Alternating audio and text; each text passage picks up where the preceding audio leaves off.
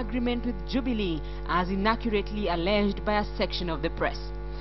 The Amani coalition, which won 21 parliamentary seats in the election, brings together UDF, New Ford Kenya and KANU.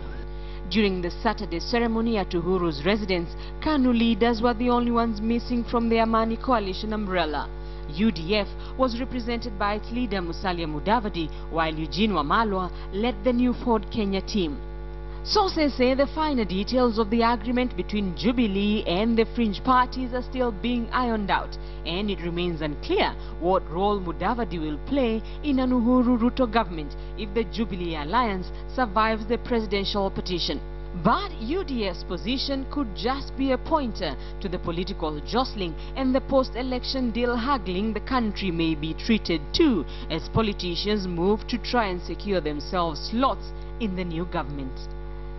Rita Tinina, KTN, Nairobi.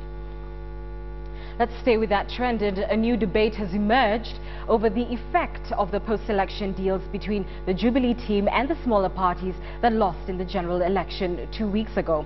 Well, the Nairobi University political science Professor Adams Oloo says they could be the source of friction between partners when it dawns on them that there aren't enough government jobs for everyone after the deals are signed. But as KTN's Noor Cheno now reports, there is more to the deals than just government jobs. Contrary to the past executive structure, when there were as many cabinet posts as the president decided, the new structure has limited the spoils to be shared among winning coalition partners after an election. But this is still considered one of the strongest motivations for the post-election deals being signed between Jubilee and the losing smaller parties. I think there are also still positions, although they are advertised positions like principal secretaries.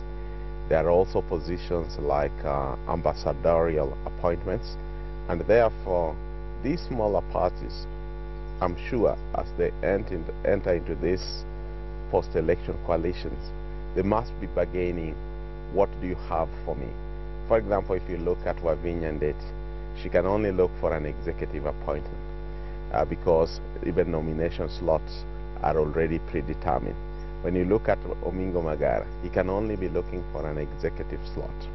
When you look at Musalia Mudavadi, he'll be torn between an executive slot or his nominees to those executive slots. And I foresee, just like you are inferring, that when it comes to dividing the spoils, remember that William Ruto and his URP had already negotiated for a 50-50, and therefore they might be saying, TNA, if you want to give part of your 50, go ahead.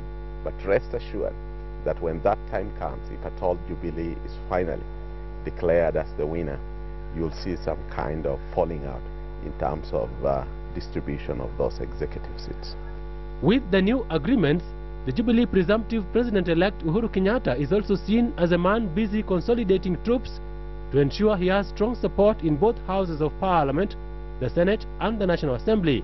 The Amani team is ready to have that cooperation of purpose and to make sure that we are able to push forward progressive and tangible ideas and results for the Kenyan people. It is quite critical that in a pure presidential system where the executive doesn't sit in the legislature, it is very critical that you have the numbers in the legislature in order to drive your government agenda. There is also a consideration which many people would rather not think about now, but which sources say the Jubilee team is not taking for granted. That should the Supreme Court nullify the Uhuru win, they will need these new allies in the second round face-off with Raila Odinga. If you look at the results that were declared, the huge chunk of votes, nearly 480,000, is what Musalia Mudavadi got, and that would make the difference in the next elections. And therefore I can assure you that CORD will go out of its way to go and appeal to the Mudavadi supporters in the first round, and Mudavadi will go out of his way to try and retain what he got and shift it to Uhuru Kenyatta. The UDF party has since denied reports that it has signed any post-election agreements with the Jubilee side. Now, KTN, Sunday Night Live.